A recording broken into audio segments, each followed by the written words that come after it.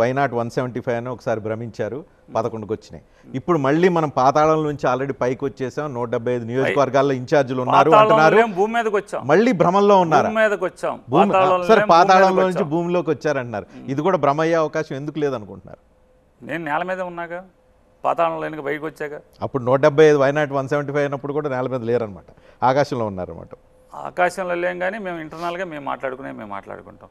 రాజకీయాలు అన్నీ బయటికి మాట్లాడాం కదా. మీకు వైఎస్ఆర్ కాంగ్రెస్ పార్టీకి అయితే షాకింగ్, 11 అనేది షాకింగ్. గెలుపు ఓటముల సంగతి నాకు తెలియదు కానీ 11 అయితే షాకింగ్. 11 షాకింగ్. కానీ ఈ షాకింగ్ వెనుక ఇప్పటికైనా సంవత్సరంన్నర అవుతుంది, ఇప్పటికైనా ఒక్కసారైనా ఆత్మవిమర్శ చేసుకున్నారా? ఎందుకు అని అంటే వైఎస్ఆర్ కాంగ్రెస్ పార్టీలో ఆత్మవిమర్శ చేసుకునే లక్షణం ఉండదని. ఓడిపోవడానికి కారణం 1, 2, 3 క్లుప్తంగా 3 పాయింట్లు కారణాలు ఏంటి సార్? నేను ఒకటి చెప్తాను సార్. లోపలే తను అవాయిల్ చేసుకుంటాడు, తనకు తనే. ఆయన ఒక్కడే చేసుకుంటారా లేకపోతే పార్టీతో విస్తృతంగా అందరితో ఆత్మవిమర్శ చేసుకున్నారు? ఓడిపోవడానికి కారణం ఏంటి? సంవత్సరంన్నర అవుతుంది, కారణాలు తెలిసినా నేను అంటున్నా 3 కారణాలు. ఆ 3 కారణాలు ఏమైనా చెప్పగలుగుతారు? ఆత్మవిమర్శ చేసుకున్న తర్వాత ఫైండ్ అవుట్ అయిన 3 కారణాలు. రజనీకాంత్ గారు మమ్మల్ని మా ఓటమిని పోస్ట్ మార్టం చేస్తే మీకు 3 కారణాలు దొరికినాయి.